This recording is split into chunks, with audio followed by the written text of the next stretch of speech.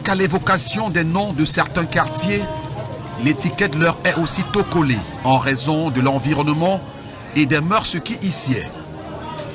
Nous sommes ici au quartier Bilongué, entrée église catholique dans le 3e arrondissement de Douala. Ce couple de personnes que nous apercevons, loin d'être des tourtereaux, ce sont les membres d'une fratrie. Choumeni Martine, la sœur cadette, est venue trouver refuge chez son frère aîné après avoir été abandonnée par son conjoint en raison de la maladie.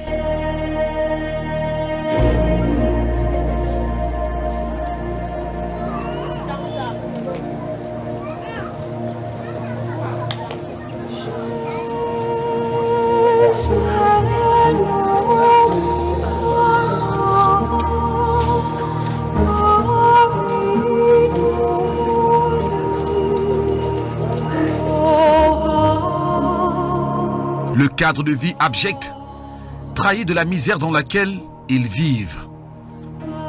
À proximité de la cabane qui leur sert de logement, ruissellent des eaux souillées.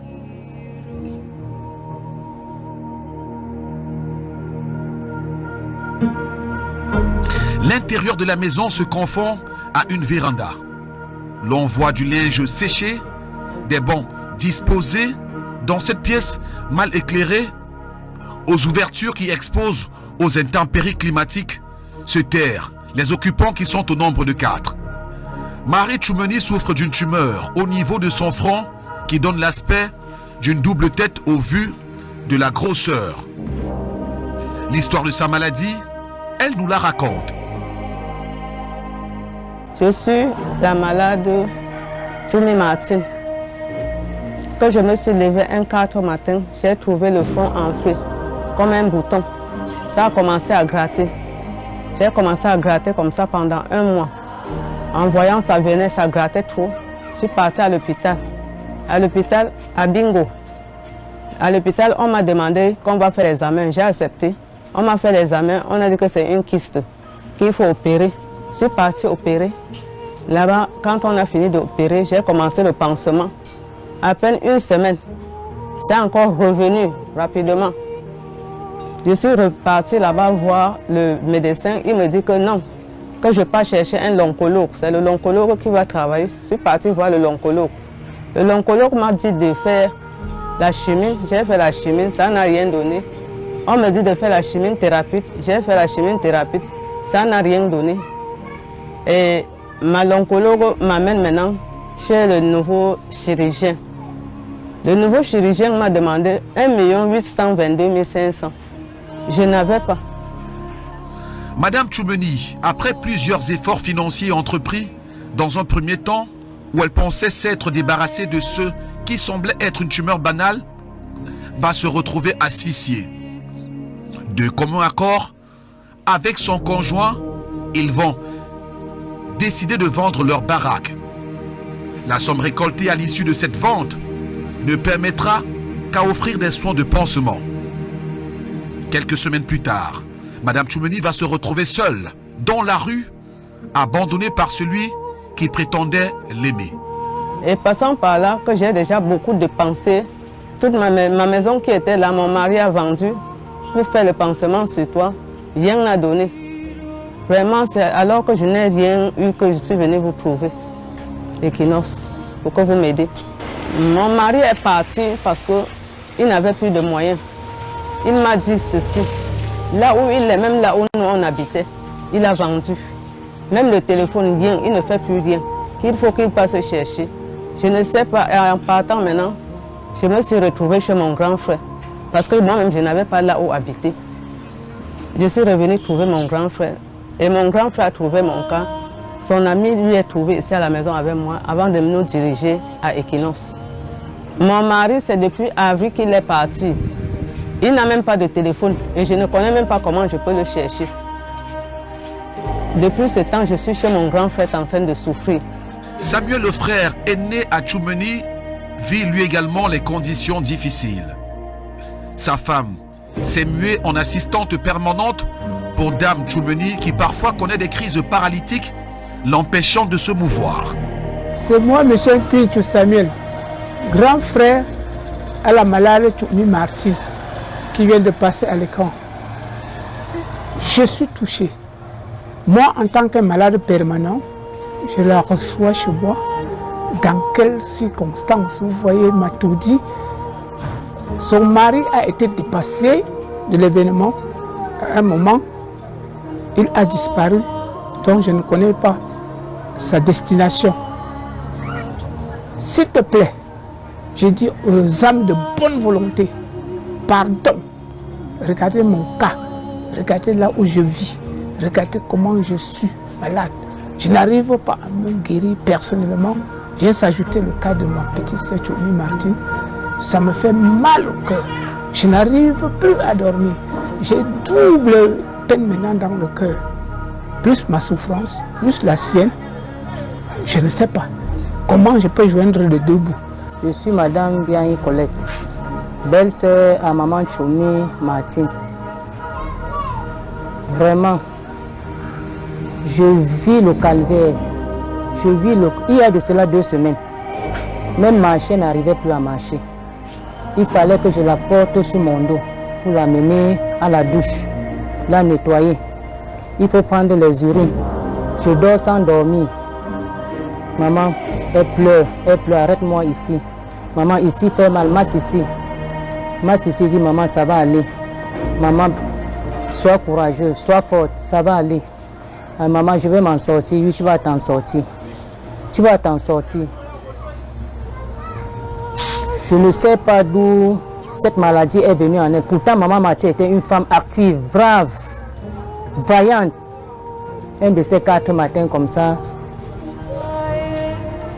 ce cas-ci lui est arrivé. On ne sait d'où ça sort, d'où ça vient. Je souffre tellement, je souffre énormément. Déjà, plus même avec son grand frère, je n'arrive pas à m'en sortir. On n'arrive pas à joindre les deux bouts. La table que vous voyez à ma droite, je faisais mes beignets ici. Même les beignets, je ne fais plus. Parce que je n'ai plus moyen. Étant une femme si petite, avec 2 cas graves à la maison, vraiment, ça me donne des larmes aux yeux. Le voisinage dans ce genre de quartier s'entraide autour d'une certaine solidarité qui connaît ses limites puisque vivons les mêmes réalités et difficultés sociales. Je suis la voisine de maman Colette. Quand Madame Martine était en santé, elle était travailleuse. Elle faisait tout, ses besoins, sans demander à personne. Et c'est elle qui partait même au champ, elle faisait même son marché. Maintenant, quand la maladie s'est venue sur elle est venue chez sa belle-sœur, maman Colette, qui est ma voisine. Maman Colette m'a appelé. Que viens aussi voir ma belle-sœur. Je suis venue, j'ai trouvé, ça m'a beaucoup inquiété. Et je l'aidais. Quand il préparait même, je l'ai donné. Je vais encore maman Martine, est-ce que tu as même mangé un peu? Elle me dit qu'elle a mangé un peu. Elle ne peut pas manger plus que ce qu'elle a mangé. Toujours comme ça, on était toujours ensemble. Je supplie les âmes de bonne volonté, s'il vous plaît, aidez maman Martine. Aidez maman Martine, je vous en supplie. Même ces 3 enfants que Dieu l'avait donnés, elle ne sait même pas là où les enfants sont. S'il vous plaît, aidez-la. Je vous en supplie. Aidez maman Martine. Ça nous a dépassé, nous tous. Même sa femme, ma Colette, même son grand frère, Papa Samuel Couture, ça lui est dépassé. Il ne savait pas de quel côté descendre, ou monter, ou descendre. S'il vous plaît, aidez-la. Aidez-la qu'elle retrouve au moins sa petite famille que Dieu l'avait donnée. S'il vous plaît, je vous en supplie. Je suis la voisine de maman Colette.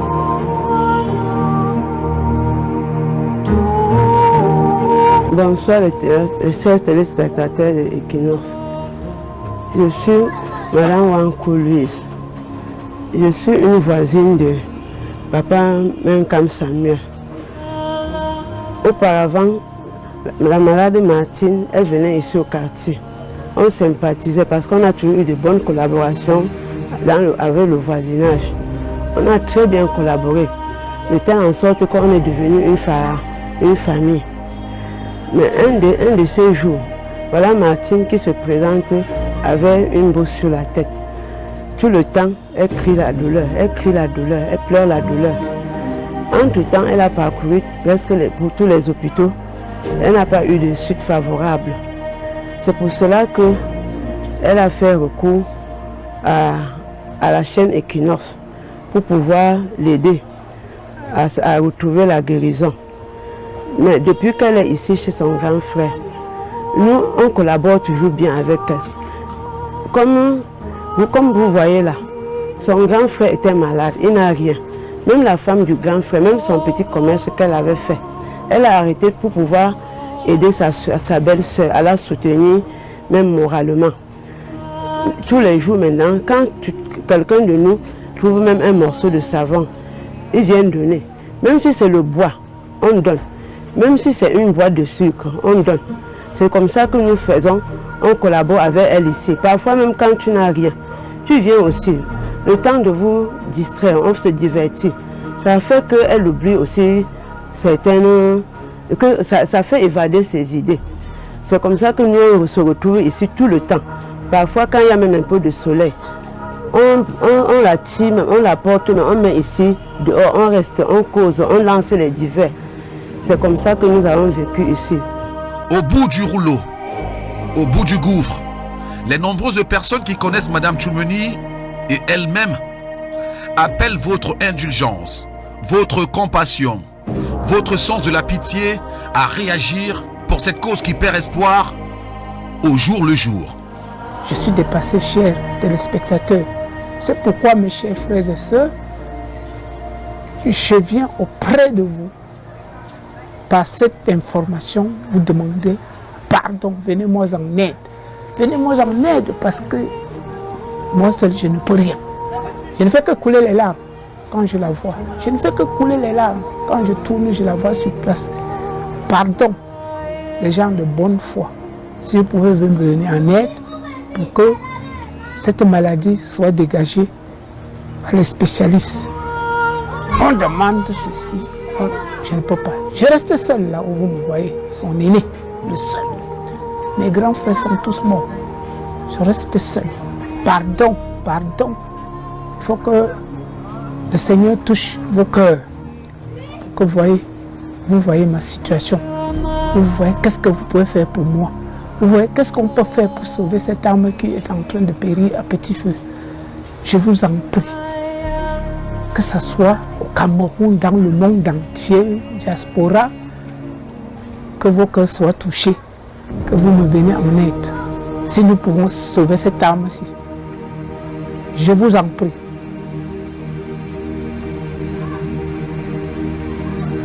Equinox, pardon les âmes de bonne volonté.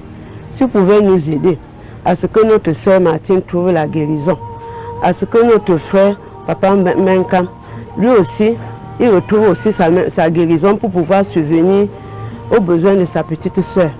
C'est ce que nous vous implorons. Pardon aux âmes volonté. Pardon aux âmes de bonne volonté. Nous n'avons rien. Vous-même, vous voyez que nous n'avons rien. Nous sommes des démunis. Nous, on ne compte que sur vous pour que vous puissiez nous venir en aide. Parce que cette douleur qu'elle porte là, ce n'est pas pour elle seule. C'est pour nous tous. Nous tous, nous souffrons ensemble avec elle. Parce qu'il y a des nuits ici que nous-mêmes, on ne dort plus. Quand la douleur là s'accélère, c'est comme ça que notre voisine Colette, elle court, elle nous toque partout, que venez voir, venez voir, venez voir. Et comme nous sommes sensibles, on court, on vient aussi assister. On peut faire quoi? C'est vous Equinox là qui allez nous aider.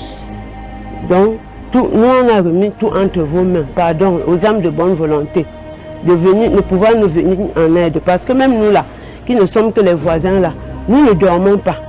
On dort toujours avec les oreilles tendues. Chaque fois, on toque. En journée, on toque. En soirée, on toque. Et quand elle vient là, ça ne va pas. Donc, moi, je vous supplie seulement les âmes de bonne volonté de pouvoir nous aider à ce que notre sœur retrouve la guérison. Parce que quand elle a mal là, c'est nous tous qui avons mal.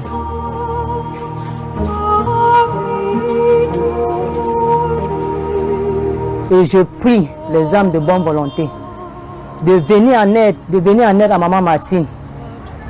De venir en aide, aider-la, pardon, pour qu'elle puisse retrouver sa santé. Pour qu'elle puisse revenir comme nous. Je vous prie, mes soeurs et frères, à l'assistance, venez en aide à maman Martine. Parce que moi, en tant que sa belle-sœur, je souffre plus qu'elle. Avec 2 malades, étant seule. Même mon poids est tout parti. Parce que je vis le calvaire. Venez en aide. Venez en aide, mes frères et sœurs. Venez en aide à maman Martine. Les âmes de bonne volonté. J'invite les téléspectateurs vraiment de venir en aide pour cette dame. Elle souffre pour cette maladie depuis un bon bout de temps. Il y a 3 mois que je vis cette maladie. J'invite vraiment les téléspectateurs, que ce soit de la diaspora, que ce soit partout dans le monde entier, de lui venir en aide, franchement. Puisque cette femme, elle n'était pas comme ça. Si aujourd'hui elle est devenue ce qu'elle est, vraiment, ce n'est que le bon Dieu et les téléspectateurs de pouvoir la remettre dans son état tel comme elle était dans le passé. Vraiment, elle passe des moments très difficiles. Elle vivote, elle souffre. Et les enfants, compte tenu de leur détresse, de leur situation vraiment de détresse, nous invitons vraiment les téléspectateurs de lui venir en aide, franchement. Aider cette femme. Vraiment, ces âmes de bonne volonté, aidez-la, s'il vous plaît. Pardon, les gens de bonne volonté de l'équinoxe, de la solidarité, je vous demande pardon de m'aider. Que vous m'aidez, parce que là où je suis, je n'ai pas de moyens. Je n'ai personne devant moi ni derrière. Pardon mes frères, mes soeurs, que vous m'aidez. Là où je suis dépassée. Je suis en train de chuter nuit et jour.